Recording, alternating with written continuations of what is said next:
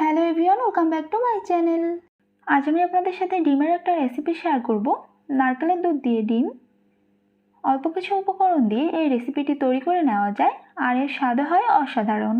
চলুন রেসিপিটি দেখে নিই। এখানে একটা প্যানের ভেতর আমি নিয়ে নিচ্ছি পরিমাণ মতো তেল। তেলটা ভালোভাবে গরম হয়ে গেলে এর ভেতর সামান্য একটু লবণ দিয়ে দিচ্ছি, আর দিচ্ছি সামান্য একটু হলুদের গুঁড়া। হলুদের গুঁড়াটা দেওয়ার সাথে সাথে এর ভেতর দিয়ে দিচ্ছি আগে থেকে সিদ্ধ করে খোসা ছাড়িয়ে রাখা 4টে ডিম। ডিমগুলো আমি মাঝ বরাবর একটু ফালি করে নিয়েছি। এখন ডিমগুলো নেড়ে চেড়ে লালচে কালার করে ভেজে নিতে হবে। ডিমগুলো ভেজে নিয়েছি, এবার এটা উঠিয়ে অন্য একটা পাত্রে রেখে দিচ্ছি। এবার এই তেলের ভেতর দিয়ে দিচ্ছি 2 টুকরো দারচিনি, 3টা এলাচ। এলাচগুলো একটু ফাটিয়ে দিয়েছি, আর একটা তেজপাতা ছিঁড়ে দিয়ে দিচ্ছি। এটা কয়েক সেকেন্ড মতো নেড়ে চেড়ে একটু ভেজে নিতে হবে।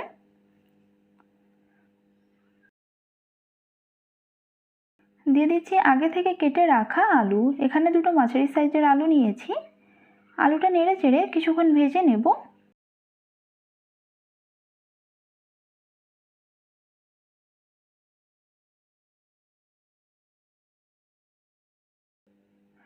আলুটা কিছুক্ষণ ভেজে নিয়েছি। এখন এই তেলের ভেতর দিয়ে দিচ্ছি 1 টেবিল চামচ পেঁয়াজ বাটা, 1 চা চামচ আদা বাটা, 1 চা চামচ জিরা বাটা। মশলাটা একটু নেড়ে চেড়ে নিচ্ছি।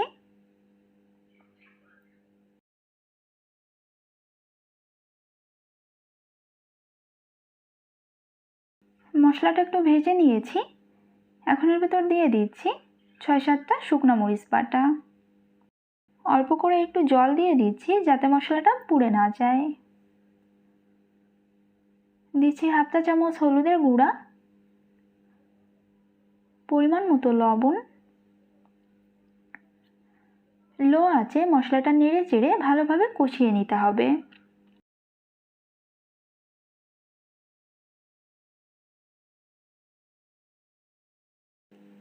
আমি মশলাটা একটু সময় নিয়ে ভালোভাবে কষিয়ে নিয়েছি। এখন এর ভেতর দিয়ে দিচ্ছি আগে থেকে ভেজে উঠিয়ে রাখা ডিমগুলো।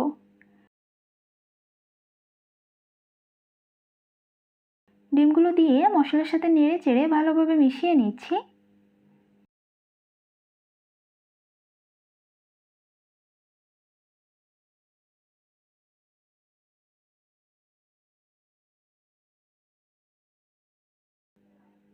এখন দিয়ে দিচ্ছি নারকেলের দুধ। এখানে একটা মাঝারি সাইজের নারকেলের দুধ নিয়েছি।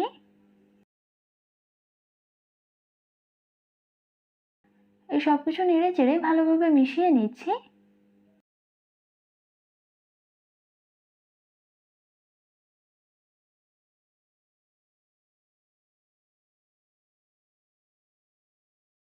এখন ঝোলটা ভালোভাবে ফুটে উঠলে এটা নেড়ে চেড়ে দিচ্ছি।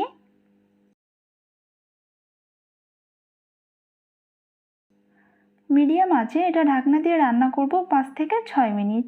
ফিরে আসছি 5-6 মিনিট পর। 5-6 মিনিট পর ঢাকনাটা সরিয়ে নিচ্ছি। এখনো বেশ অনেকটাই ঝোল আছে।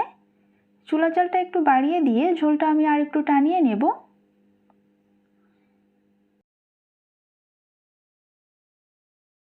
ঝোলটা কমে এসেছে, আমি এটা এরকমই রাখবো।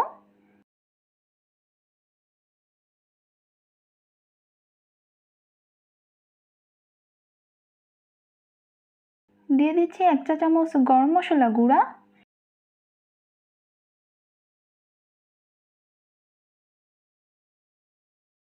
সবকিছু ভালোভাবে মিশিয়ে নিচ্ছি। এই সবকিছু ভালোভাবে মিশিয়ে নিয়ে আমি চুলার জলটা অফ করে দেব।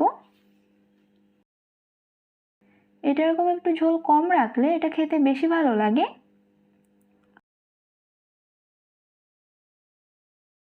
এটা কিছুক্ষণ ঢাকনা দিয়ে রেখে দেব। তৈরি হয়ে গিয়েছে আমাদের আজকের রেসিপি নারকেলের দুধ দিয়ে ডিম। রেসিপিটি ভালো লাগলে ভিডিওতে একটি লাইক দিবেন, আর চ্যানেলটি সাবস্ক্রাইব করে পাশেই থাকবেন।